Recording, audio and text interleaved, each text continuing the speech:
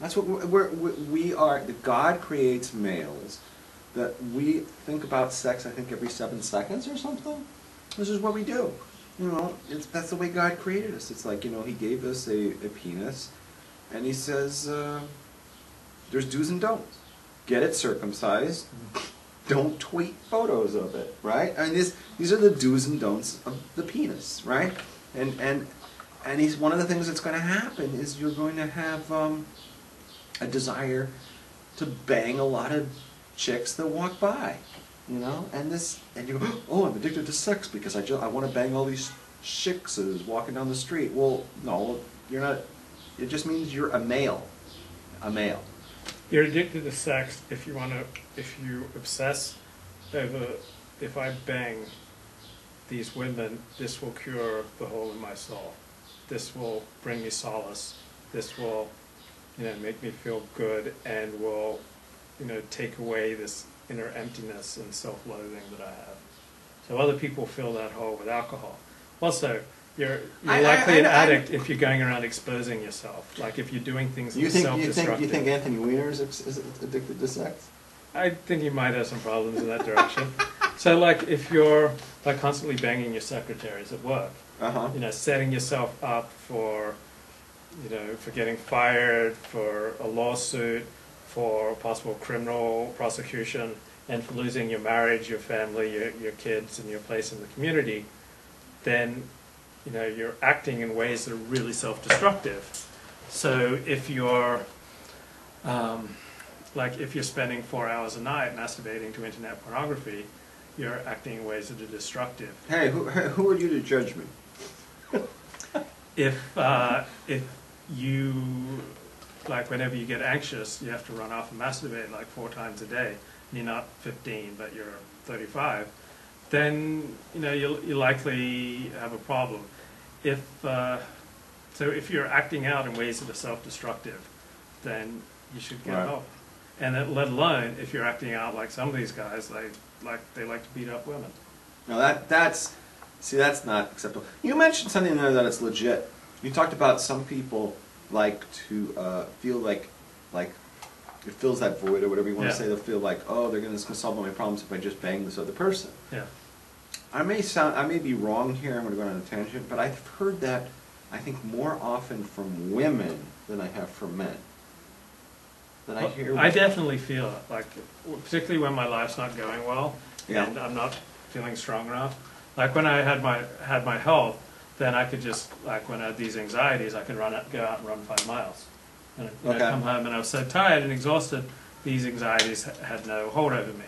I could accomplish anything when I had my health. I could like study for 6 hours, I could get straight A's, I could work, you know, 14-hour days, I could make a lot of money.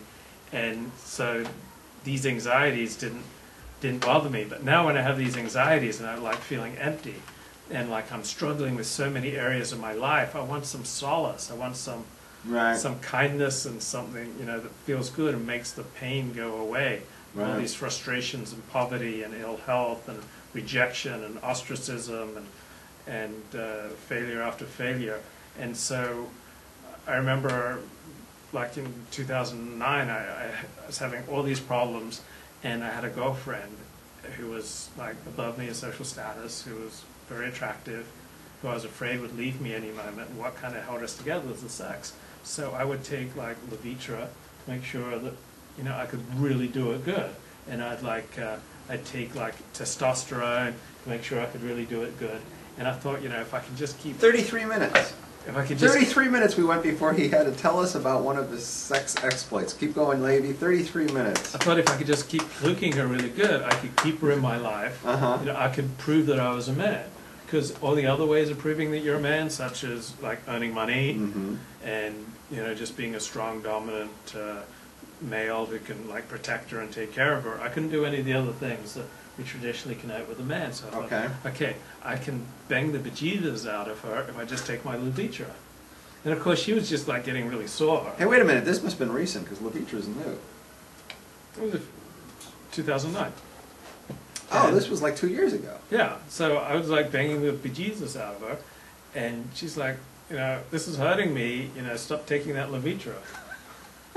but I was like so insecure. I had to like prove my masculinity. Why in would some you way. even take the Levitra? That's like crazy. Because this will come as a shock to you. I wasn't always, and have not always been over the last 10 years, the firmest reed in the river. Okay. I don't know, it sounded like you took it because you wanted to be able to have it up for 4 hours. Or... Yeah, I wanted to be able to like do a tour, for hours. Okay, if you couldn't get it up, then hey, I apologize for. Well, I could get it up, but it wouldn't always stay up. That was insensitive. It sounded to me like you could get it up without it, but you took it anyways because you wanted to be on steroids while you're banging the fuck out of her, Yeah, but and she was just getting sore. And so she stopped that, once she figured out what was going on. But then I tricked her, I didn't tell her I was taking these testosterone supplements. So that, you were on steroids. I was really highly sexed. Because that was the one way I had to feel like I was a man. All right. And so that was an example of inner emptiness and trying to seek solace through sex, and that's an example of behavior that could be problematic. Okay, good. Can we move on? Well, I do want to talk about my hatred of women, but we also got to talk about the money. Well, we have a lot before we can get to that. Go ahead. I'm just going to study the halachas of Nida. Now you're going to be listening in. Oh, yeah. There's questions for both of us. I have some questions. Questions were sent to us from last show. Okay, yeah. So Levitra versus Viagra versus Cialis. So I used the same Asian girlfriend, and I was able to plot. I plotted it all out very mathematically. Which one was the most effective with the same Asian girlfriend. Did she make sucky sucky? Chas v'shalom. Did she go on the phone in the middle of sex and go, ching chong ding dong, ting tong? Woo! That's funny stuff. All right, here we go. We had a viewer out there named Yessie. Okay. Yessie asked a question. I gotta put my glasses on. After reading the affidavit, remember last week we were talking about the Rabushkin case? I'm switching gears here a little bit. Okay, last week we were talking about the Rabushkin case, and I read off. I mentioned that there was an affidavit that the defense counsel submitted, and in the affidavit, and I posted it on my Facebook. And if you didn't see it, then it's your fault because it's still posted on my Facebook. And he said, after reading the affidavit, it became clear to me that if a major bank, listen to this, investment firm or corporation makes millions or billions from their involvement or ownership or investments in the beef industry, because that's what banking investment firms do, is they invest in stuff, and if they have beef, and they're heavily invested in the beef industry, and the judge had some connection to such a company, like she was a shareholder perhaps, or something like that, right? Then that should have gotten the judge recused from the trial, because it's a trial about the beef industry. And I'm sure it would have. Someone would have dug that up. There are enough smart Jewish attorneys who care about agribusiness who would have dug up if the judge had this kind of blatant conflict of interest. So I really doubt. Okay, but this is the question I want to pose to everybody out there is, does anyone out there in YouTube land, right? I know you're all busy, fighting about circumcisions and stuff like that, but does anyone out there have any knowledge or is willing to investigate if the judge has such ties? Please let us know. Levi Ben Abraham, Rabbi Rabs, we want to hear from you. Okay, now do you want to tell us why you hate women? Oh, sure. I need to pull up my blog. Okay, wait. Let me just make sure that there's some people still watching us. Hey, Hector's in there. Hey, Hector, how you doing? Okay, let's bring up your blog. And there it is. Okay. So yeah, I kind of realized in the last, through psychotherapy and through my 12-step meetings, that I have a lot of hatred of women, and I never fully realized this before. But I think, my mother died when I was 4, before I turned 4. Last 3 years of her life, she had cancer and couldn't take care of me. So I had this succession of mother figures, and some of them were quite smothering. And I think I felt so squashed as a kid by these type of substitute mothers that I just developed this raging hatred of women.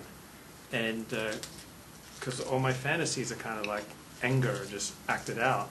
And also, it's humiliating as a guy because you have to do all the asking out of a girl.